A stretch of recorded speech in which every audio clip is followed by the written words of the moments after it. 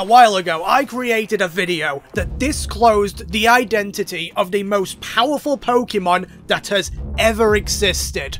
Slowbro. Or more specifically, a mentally unstable alternate reality version of Slowbro, FunBro. A thing that is, surprisingly, only fun to a very small amount of people, one of them being me, because I'm a degenerate. See, the fun part of FunBro is in regard to the funnest way to play Pokemon if you're a psychopath, ensuring a endless battle so potent and so absolute, the only way your opponent can win is to take matters into the real world. And the bro part actually stands for beatings regularly needed, because if you use FunBro, your opponent will quickly realise the sword is very much mightier than the Nintendo stylus. But does my definition that I basically created on the spot of the most powerful Pokemon hold up in court? That is what this video is going to figure out. Because power in one area can be irrelevant in another. A god amongst ants is someone who has had to travel to the lowest points of pity, shame, and weakness. They are unable to stand amongst their peers, not being strong enough to fight them.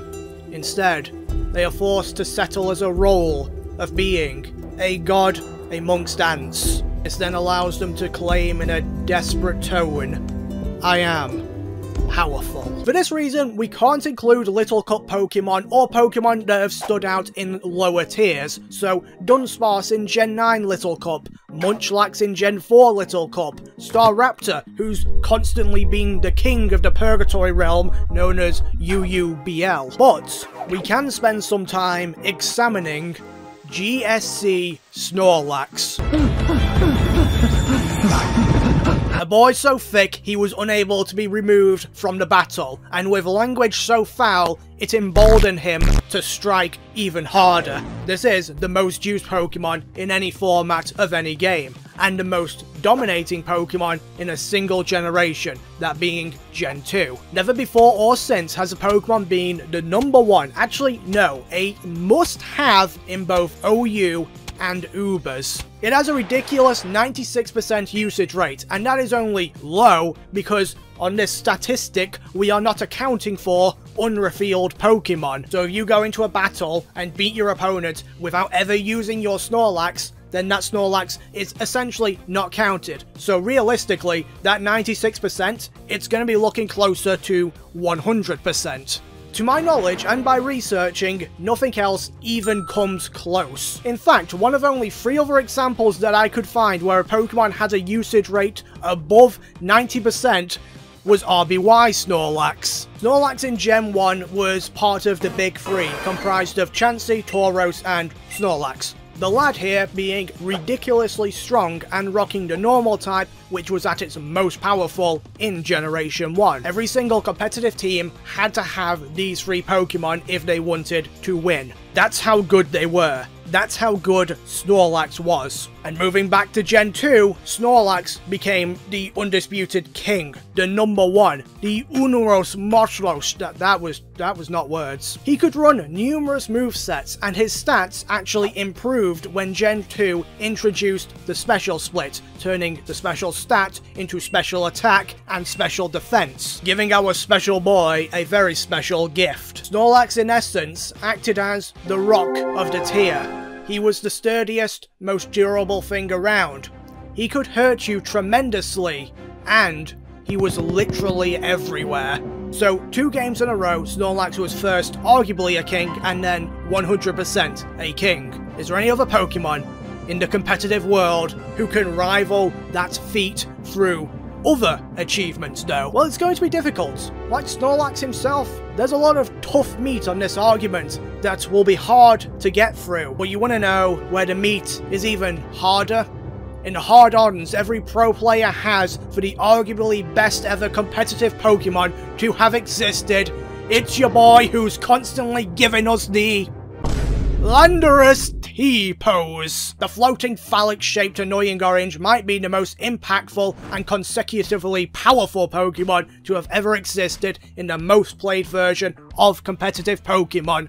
OU. Right, let me very briefly go over what Lando does. If you want a longer, more in-depth version, go and watch Full Swipe Gaming's 2-hour documentary on it. Oh, and by the way, FSG, I noticed you haven't made a MagcarJoe video yet, so, you know, if you wanna just, you know, do some things, just, you know, please let me know. I'm very lonely. Anyway, the usage rates. For Landorus, they are not even close to the omnipresence Snorlax had. This is just an outright fact, but what Landorus does has is an insane amount of consistency, adaptation, and raw strength. I mean, just look at those stats, they are pretty good. But I actually want to talk about consistency here. So, by Gen 5, 3 generations after his legendary Gen 2 performance, Snorlax was vibing in the UU tier like a loser.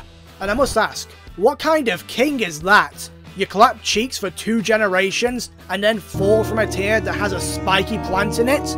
What? Compare now to Landorus, who even after 3 generations, all of which saw far more power creep than the ones that sent Snorlax rolling out of OU, and it's still consistently a threat in OU. The reason for this is it can adapt to changes very easily and always be a menace in the tier. In fact, by the end of Gen 8, Lando was at the highest rank of the entire tier, and even with the ridiculous power creep that Gen 9 has provided, I would still wager, once he's there, Lando is going to do well. I know people have been kind of debating it. I feel like, and I will bet money on this, he will still be a very scary threat in OU. I'm gonna say it. I'm gonna say the B word. But I'm about to tug on your heartstrings. While these two are arguably the most powerful Pokemon in the competitive Pokemon sphere, can't wait to hear the comments about that sentence, FunBro still outranks them. Because again, Lando and Snorlax win by KOing the opponent's Pokemon. They are the gods of the OU tier. FunBro wins by getting your opponent arrested for assault. FunBro is in a theoretical tier above anything goes. That is 3 levels above OU. My apologies to all the Snorlax and one Landorus fan, but they are not more powerful than FunBro. As a consolation prize, and to make the comments a bit more forgiving, we will give them the title of the most powerful Pokemon in a particular field, that being the OU Pokemon field. And in fact, there are also other fields. For example, the most powerful Pokemon in terms of numbers, which is Eternamax Eternatus. Great name, by the way, and if we exclude special forms, Arceus, and the dogs, at 720 base stats total. Another field could be the Pokemon which would most efficiently take out 1 billion lions, so MagcarJoe, and underwater Pokemon, and any Pokemon that live in space. I got 2 goddamn essays written to me in the comments of my video about this particular subject. Please help! Because I don't care that you still lose. Now this next field also houses Arceus, like, by himself. Cause, you know, God, like, God. In the anime, he is the most powerful Pokemon, no argument. In the game universe, he is the most powerful Pokemon, no argument. In the terms of Pokédex entries, he is the most powerful Pokemon, no argument. You wanna know why? He is a god. Literally a god. Outside of battle, Arceus is the most powerful Pokemon. But can he affect the real world like FunBro can? Oh yes, he did technically kinda, honestly I don't even know, create the Anything Goes tier by being so broken in Generation 4. And then FunBro saw the Anything Goes tier and was like, if anything goes, I'm about to go off. And then went off to an even higher tier. This is where I think most of the arguments are gonna end up. Do you believe in my definition of the most powerful Pokemon, or do you believe in Arceus believer's definition of the most powerful Pokemon? This is my hill, and I will die on it. The hill which states the most broken Pokemon is the most powerful. And that is FunBro. It is even stronger than what is lore-wise a god. We're running out of options here, but we have 2 more contenders. And these are the final 2. Can any other Brokemon challenge FunBro for the crown. Like, for example, Liepard and Shedinja. Gen 9, National Dex. Anything goes. As of making this video, it is the most powerful tier to have ever existed. It is to Pokemon what the role of Reddit moderator would be to this gentleman. Unlimited power. It is a tier where, in Generation 9, Return is still available. But it gets worse. Yes, I know. You see, shut up! You see, these two Pokemon right here make this tier a never-ending nightmare. They induce a miserable joyride of 100 plus turn matches and spooky bugs that cannot be killed.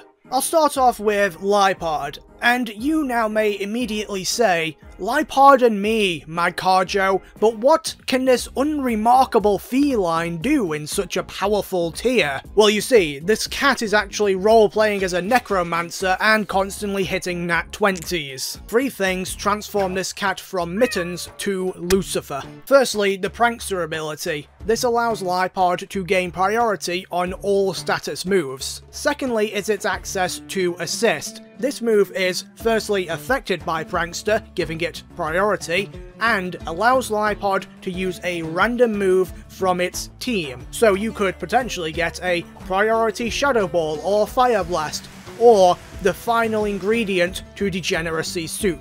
Revival Blessing, a move that can be called by Assist and revives a fainted Pokemon to 50% of its health. Essentially, what you do is set up a team with multiple Liepards, something that knows Revival Blessing, and a Ditto, for example. You ensure, excluding Revival Blessings, the only moves you have on your team are the ones that Assist cannot call, forcing a scenario where only Revival Blessing will ever be used by Assist. Once in play, the Liepards can just continuously revive each other, stalling out the opponent while chipping them with things like Rocky Helmet or attacking with moves like Thief when given the chance, and using Ditto to transform into an opponent's Pokemon. That's a very basic look at the strategy. I'll link a few videos in the description if you're more interested, but all in all, very despicable behaviour and very reminiscent of the FunBro. On the other side of Pain Alley, we have Shedinja.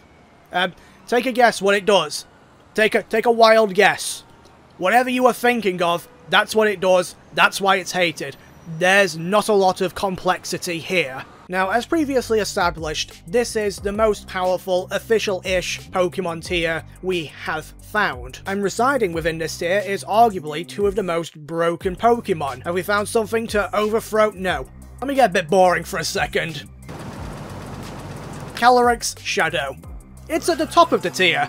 Even higher than the cat and the Ghost of Christmas ass. Yeah, Shedinja isn't actually immortal in this tier. It's a nightmare, don't get me wrong. Terra Electric with an air balloon, pretty bad. You can even have Terra Ground, put a substitute up, it's pretty degenerate. But the most famous and arguably most powerful variant was felled by a light breeze, carrying sand.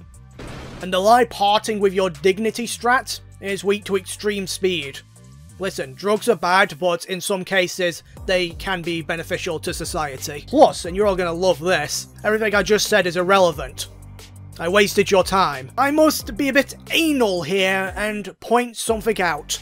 If we just go and have a cheeky check at the rules of the Gen 9 National Dex Anything Goes format, the most powerful format, what is banned? Haha. And who does it apply to? Oh yes, it's the FunBro. My argument still stands. FunBro is banned from a format which is made up of the most ungodly and godly Pokemon. He reigns supreme. FunBro is at the very top.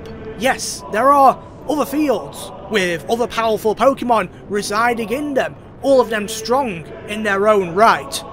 But that's the thing about FunBro. He's not right in the head. He's a menace. He doesn't make sense. Yes, a Sableye with Knockoff or a Lapras with Perish Song could defeat FunBro. And a Machamp that got a few lucky crits could beat Gen 2 Snorlax. An insignificant Ice type could beat Lando T. If every Pokemon ganged up on Arceus, they could probably defeat it. And it's definitely not the most powerful Pokemon in battle. Any Pokemon who could realistically claim the throne of the most powerful Pokemon could be defeated in one way or another. To look at this fact renders everything mute and pointless. So in a way, this video just wasted everyone's time.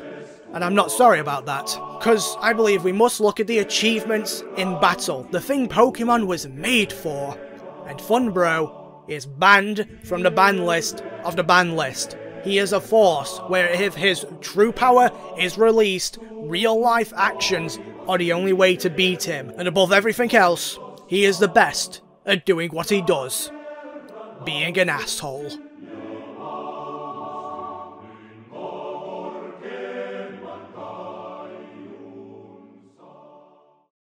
Okay, I'm just going to try and get through this outro as quick as I can because I am not feeling too well. Just wanted to say thank you all for watching this video. I hope you have enjoyed.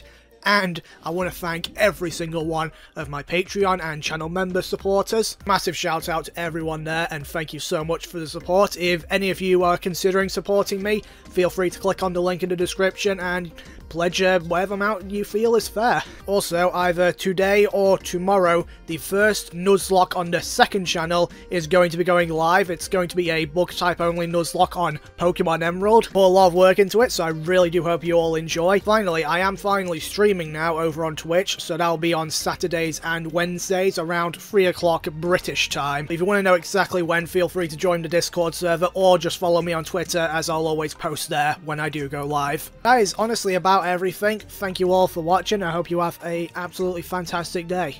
Bye-bye.